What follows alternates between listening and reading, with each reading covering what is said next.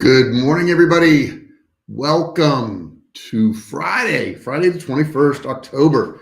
Weather's starting to change. Richard's already said that there in the comments. I see that, and it feels good here. It's great here in Austin, a little bit of coolness in the air. I want to welcome everybody. We're going to have a great session today. By the end of this session, you're going to know how to start an online business. In other words, today's Friday. If you take this information, you apply it, by Monday morning, you could be running your business. That's simple. So I want to welcome everybody. I want to ask you to use that chat box there. Ask me any questions you want, put any comments in there. Heck, tell me what your weather is. That's fine too. Don't forget to subscribe. Hit that subscribe button down there, turn it from red to gray. Don't forget to ring the bell. Turn on all bell notifications so you're notified each and every time I go live or if I upload a video. So welcome. Good to see you guys here today. It really is. I've been absent for Monday and Wednesday of this week. I apologize for that. I had some friends in town and we spent some time together, and it just didn't work out to do live, so I was unable to do that. But I'm back now. We're uploading videos every single week. Every Tuesday, Wednesday, and Thursday, you're going to see a new video. And we ought to just get to it, shouldn't we? We should just get to it, okay? So let's do that right now. Let's talk about what we need to do. And it's really simple. I was talking to a relative the other day, and they were saying, well, I don't know what to do with my life, and I can only do one thing. That's just so not true, guys. You can do anything you want. You can change it up. You don't have to have the same career your entire life. You can do whatever you want, but you can sit there and also say you can't do things. That's a choice that some people pick, and I don't like that choice much. So I don't pick that choice. The first thing you got to decide is, what is your niche? Now, people have a hard time with this because I think what they do is they go after what they think might be a good niche instead of saying, what do I want to do? Let's say that you've been a chef your whole life. And that's pretty much what you've done, but you don't like the hustle and bustle of a restaurant. You don't like the hard work of a restaurant. You don't like the hours.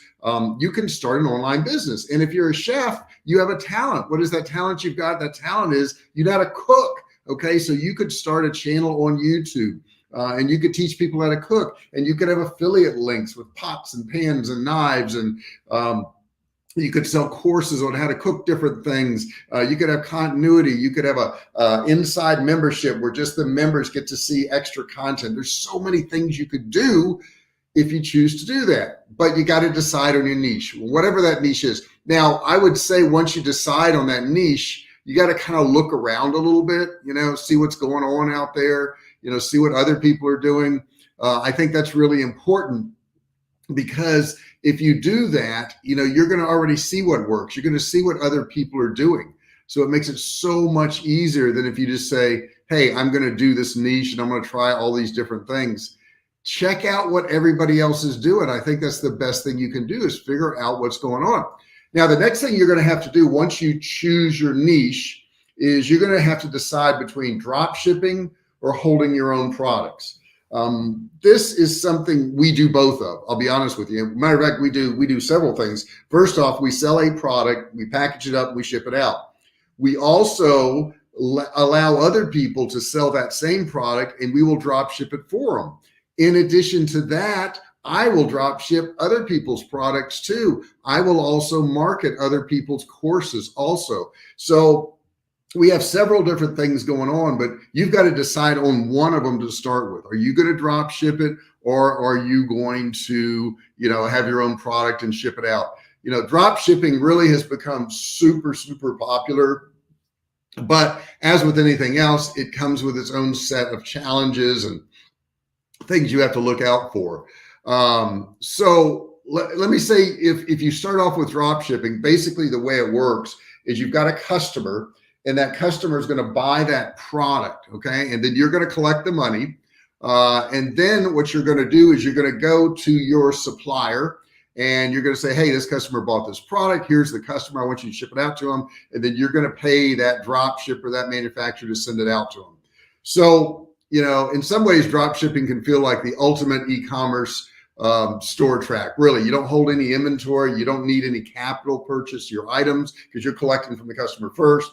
You can list more items on your e-commerce store at zero risk because it doesn't cost you anything. You don't have the warehouse cost, which I used to have a huge warehouse, and that was very expensive. You don't have to, pick the stuff. You don't have to pack the stuff. So basically drop shipping really levels the playing field. It allows you to compete with really big businesses because you don't have the big investment. Drop shipping, virtually anyone can get into in e-commerce. There's just no limitations to that. Even somebody who's broke and, working out of their parents' basement, I guess, could do this. A high schooler could do it. It doesn't matter your age. It doesn't matter your ethnicity. It doesn't matter where you live. Anyone can do this. So there's some not so good thing about drop shipping too. First off, you have zero control over fulfillment. So once you take that order, somebody else is going to be fulfilling the order and they could mess it up. They could screw it up. Okay. So the idea of putting your feet up to the fire, I guess, when a third party takes care of your fulfillment is pretty enticing, but it can be scary. When they screw up, and they will screw up at some point. I'm just telling you, your customers are going to be pointing fingers at you because you're who they bought it from. Okay. E-commerce stores who handle fulfillment in-house, it's easy to apologize, rectify the problem, and move on. But drop shippers who have to communicate with the manufacturer who are in a different city or even continent, it can be challenging. Obviously not as easy. On top of that, product returns are also problematic. Most sellers on, let's say, AliExpress, which is the most popular drop shipping platform out there, don't do returns. So you're not going to be able to do returns. And you need to build that into your product pricing. You got to figure out every now and then somebody's going to want to do a return and you're not going to be able to do it. You just have to send them another product. So you've got a couple of options. You can state in your store policy that you don't do returns. That's not something you do. Or you could allow returns and just absorb the cost of the product. Those are the only two ways you can go if you're dealing with something like AliExpress. Now, if you're starting out with a limited budget, you may be tempted to just say no returns altogether.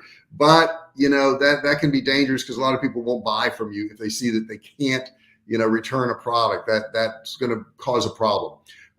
If you have a strict no returns policy, it's probably going to put off potential customers from shopping at your store. You got to realize you're going to lose some sales because of that. So what I would recommend is you can offer returns, but only for defective items, and state that the item needs to be, sent back to you within a short period of time, say 7 days to qualify, something like that. So at the same time, you want to keep track of returns that you do get. If one manufacturer is consistently sending out defective products, you're going to stop working with them. You're just not going to be able to sell their products. And the last disadvantage of drop shipping is the lack of branding. So here's the thing, it's not your product, okay? You can request that your supplier to not include any promotional materials inside the packages they ship to customers, which makes it less obvious that you're drop shipping.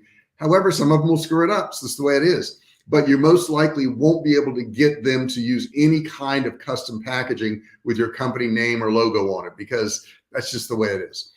This means your customers won't have the best unboxing experience. That's just going to happen. But like we sell survival food, and that box doesn't have any labeling on it or branding on it.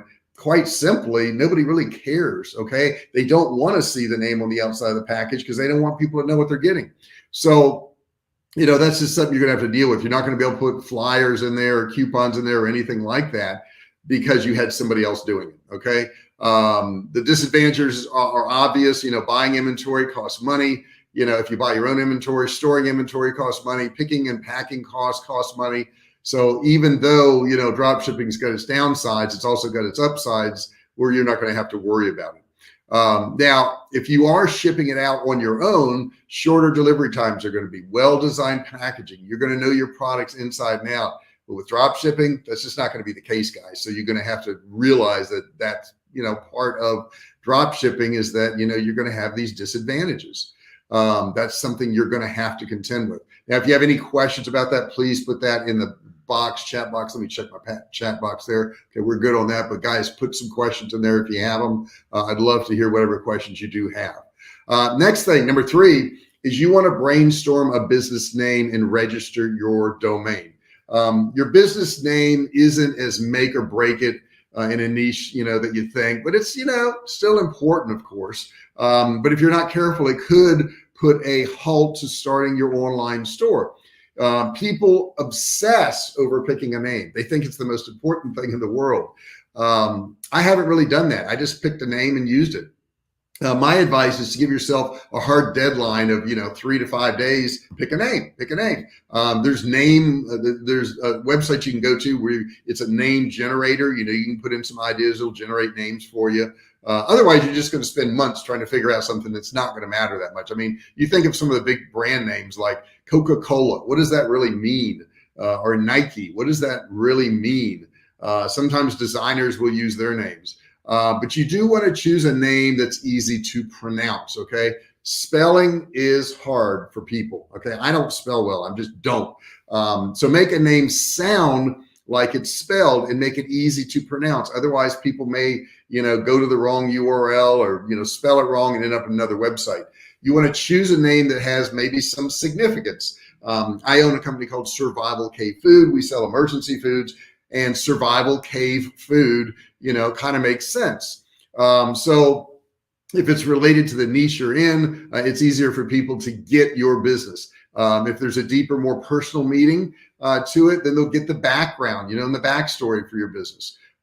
Do be as original as possible. An entrepreneur based in, let's say, I don't know, Austin, opens a lingerie shop and they call it, I don't know, Victoria's Secret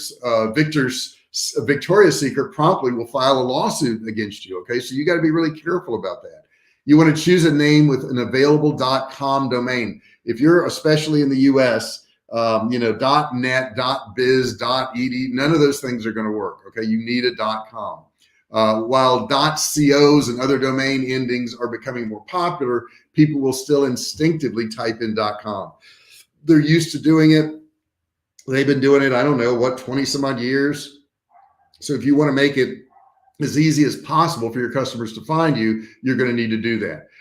You don't want to choose a name that's too long also. Your business name should be maybe 1 to 3 words max. Okay. I would strongly advise sticking with 1 to 2 words if you can. Now, I have Survivalcave Food, 3 words. I have J.R. Fisher Training, pretty much 3 words. Again, the easier the name is to pronounce and type, the more people will remember it. Don't choose a business name that's a combination of words and numbers. I see this all the time.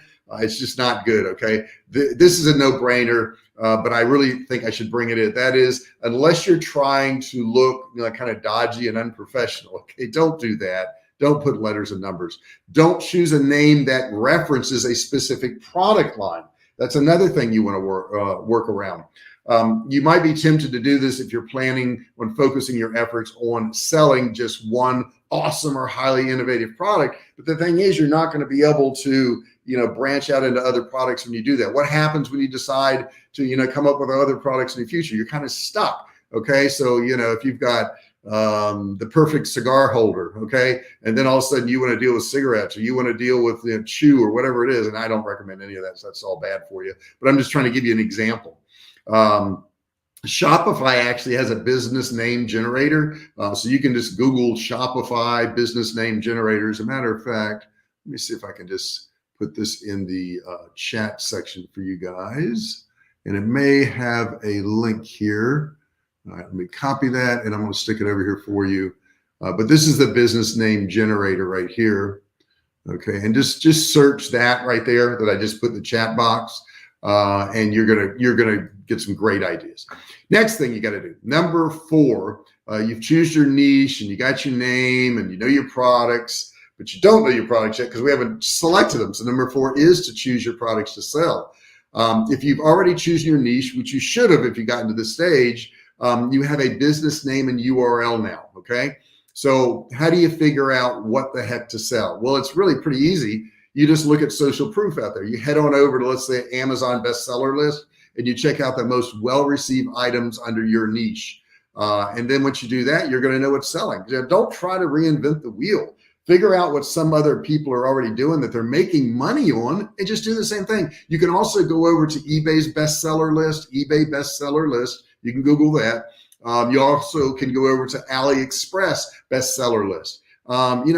Here's the cool thing about selling online now. It's been figured out already. There's other people that have done it, so you can just look and see what they're doing. You want to keep like some type of spreadsheet or something of all your ideas. some things you want to keep in mind is you want to find things that you can innovate on.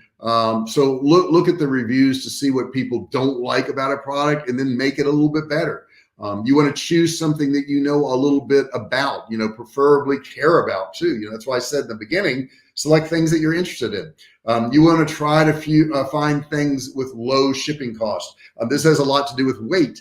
This isn't always the case. Like we ship canned meats, it's very heavy. It costs a lot to ship it, but we do well with it. Okay. But you want to try to find things with low shipping costs. You want to look for something with a selling price of, maybe $10 to $50 in the beginning, and then you can do upsells of maybe say $50 to $100 later on.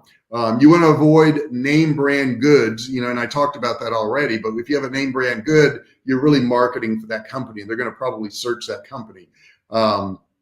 So, that's something important. You can also go to Shopify and they have a post about trending products. I would recommend you going there and just kind of looking at it. There's plenty of suppliers on both AliExpress and Alibaba, but there is a difference. Okay. You can buy products without adhering to manufacturers' MOQs on AliExpress. So, you can sell it for what you want. Minimum order quantities on AliExpress don't exist, but they do on Alibaba. So AliExpress, you can buy one. Okay, that's great.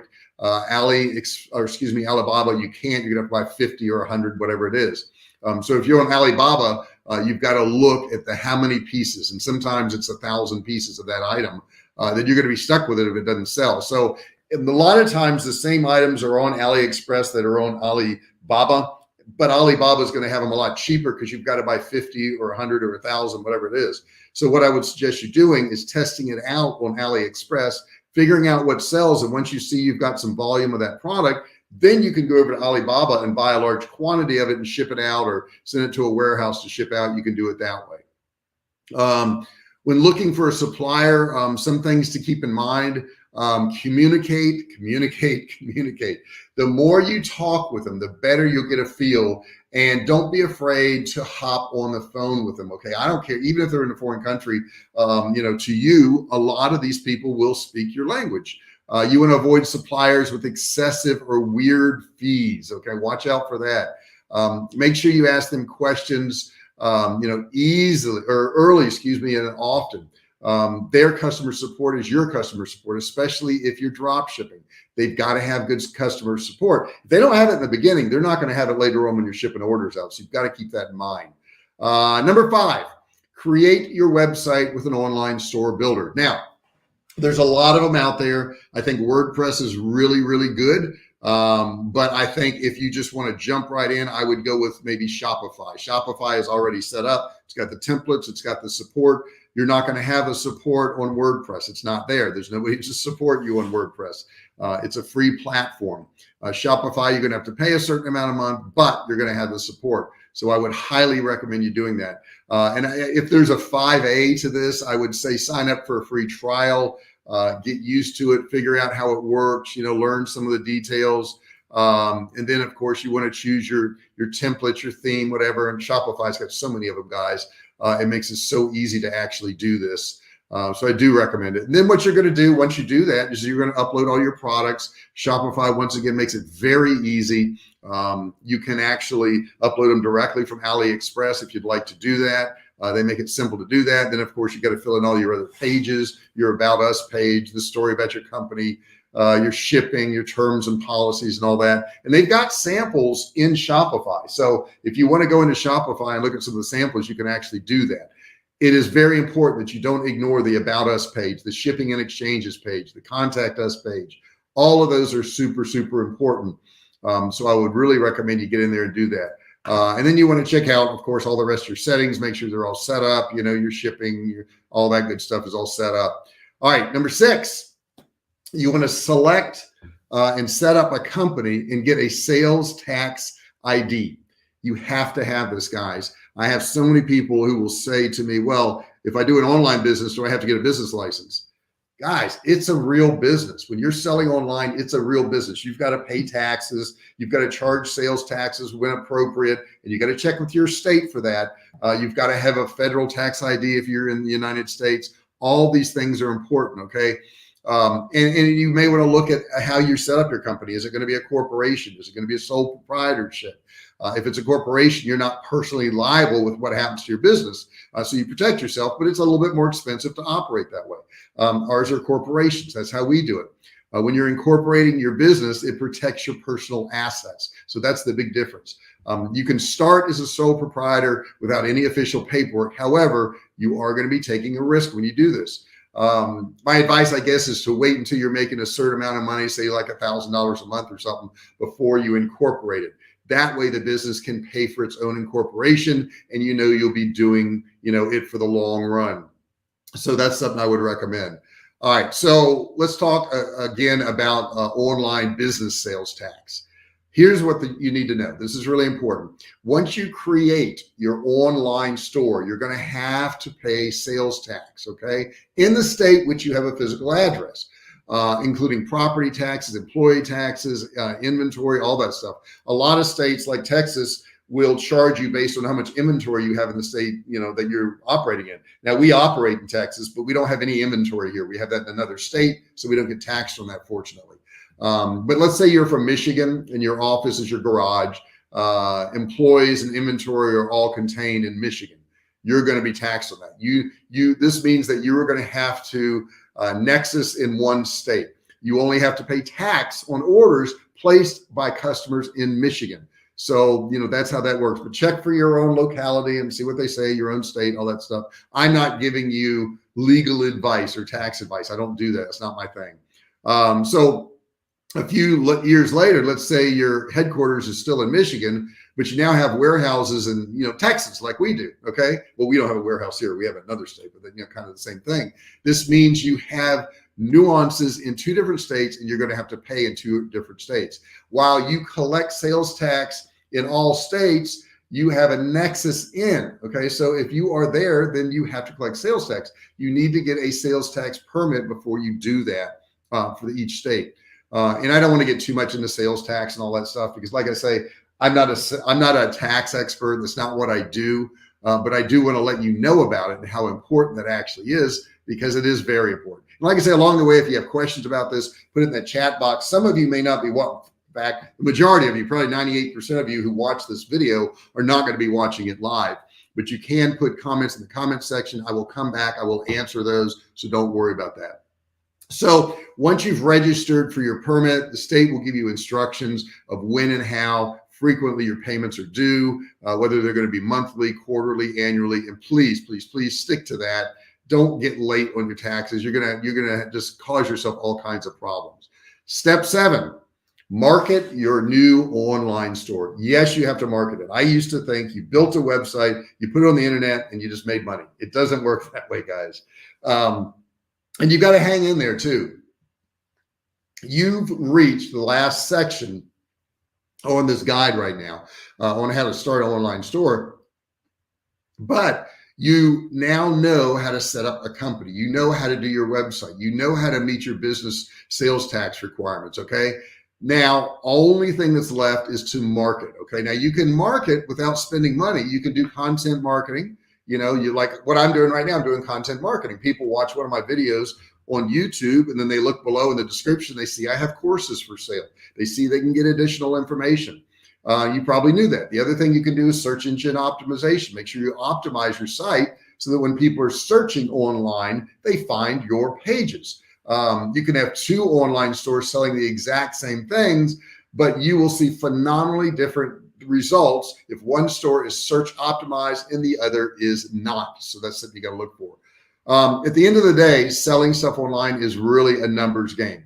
You're going to be trying to maximize the number of people that go to your site, who visit your store, and maximize that conversion rate and the retention rate.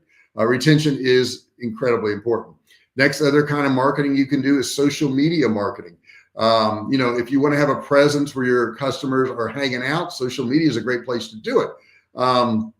So be sure to keep your social media pages updated. You got to post on a frequent basis. I recommend setting goals for various social media channels, because if you're clear on what you want to achieve, you can reverse engineer how you're going to get there. Okay. So that's what you got to do. Come up with like a content calendar. You can find a lot of those online. If you just, Google content calendar, you're going to find some of those. And social media is very important. Next thing you can do is actually pay. You can do a pay per click. So first time entrepreneurs are kind of scared to do this because they're worried they're going to end up, busting their budgets. But, I always have the same question. How should I spend on pay per click? Is it expensive to run ads? I guess my reply kind of is, it depends. I know some e-commerce stores who spend $10,000 or more a month. I have a friend that spends $400,000 a month on ads. Okay. I wouldn't recommend you doing that at the beginning, but I mean, that's what he does and he gets results. But what if I told you these companies have 100% ROI in the pay-per-clicks, meaning that they get, $20,000 worth of sales off every 10,000 they put into it. That's pretty good. Now, you also want to take into consideration that you're going to retain some customers and they're going to buy again. So you may run an ad and sell a product and not make a profit on it. That doesn't mean you've lost, because what you've done is you've added to your email list. So if I spend $10 and I sell a product and I don't make any profit on it, but I don't lose anything, and in other words, my $10 profit's gone and I spent $10 to get the customer, I'm happy at the end of the day. I'm happy because I know I got them on my list. I know I can market to them, and later on I can sell other products to them. And that's how you have to look at it too. It's not all about just making a profit on that ad. Email marketing, that's the other thing. And I kind of just touched on that. Once you've got them on your list, email marketing is the deal. On average, you're going to make $2 for every $1 you spend on AdWords. Every dollar businesses spend on email marketing, they make on average $44. So that's huge. Okay, huge. $44 for every $1 on email marketing. So I would say email marketing is well worth it. One of the best ways to do email marketing is to use Kartra. I'm going to have a link in the description where you can go there, take a look at a video, see how Kartra works. And if you're interested, you can get an account for only $1. You can get a trial account. So that's pretty good. You also can use influencer marketing. Influencer marketing is just somebody who already has an audience. You approach them and say, hey, I'll give you X number of dollars. Or you can even ask them, say, do you have, what you charge? And someone will say, well, I'll do a shout out for $50, or, I'll do a short ad for you for $500, whatever it is. If they've already got a following and you can get them to market your product, hey, more power to them. And let's do it. Now, the last thing I'm going to tell you, and this is the big thing. This is probably the biggest obstacle that I see a lot of people run into, and that is they don't believe they can do it. They believe that all these other people who have online stores, have online businesses are special, that they're better than them. Nothing can be further from the truth. I can't talk. Nothing can be further from the truth. Anybody can do this stuff, guys. Anybody can start an online store. Anybody can make money online. Anybody. You have to work hard. That's the part they don't like. They don't like the part that they have to work hard. But anybody can do this. It's not hard. There's so many people out there that have already done it at this point that I can't even imagine that you can't believe it. But that is the biggest obstacle I see for everybody, that they just don't understand that they can actually do it. And if you just look around, look at some of the people, go to some of these conventions, show up at some of these things. I'm going to be in a cruise in January called the Marketers Cruise. And there's 400 people generally on that cruise, and they're all digital marketers. I meet a lot of different people. There can't be that many people going on the cruise and nobody's making money. That wouldn't make sense, would it? So, join some of these things, go to some of these things. Get in some of the groups. I have several groups. I have my Inner Circle on Facebook. You can Google J.R. Fisher Inner Circle. I have my Art of E-commerce Success. You can go to that group, check out that group, look at the people in there, talk to the people in there. Anybody can join the Art of E-commerce Success. Just Google. Let me put it in here. I'm going to say, go to Facebook and look for the Art of E-commerce Success. Okay, so I put that in the chat section there. You guys can go there, look at that group, join that group. That's my group. We have some great people in there. We have people that make millions of dollars a year in there. We have people that are starting out. They haven't made any money yet. So it's a good diverse group. So I would definitely tell you to check that out. So that's what I got for you today. You know how to start a business. If you start all this stuff today and you work through the weekend, you could be in business on Monday morning. Okay, this is Friday. You could be in business on Monday morning. Maybe you're watching this video on a Tuesday. Okay, well, that means you could start on Tuesday and be open for business on a Friday. You won't have everything done. You won't have 100% of all your products uploaded and all your SEO, but you could get started. And here's the thing, guys. I think a lot of people look at this and they go, well, there's so many things to do. This is going to take me forever, just forever. Well, guess what?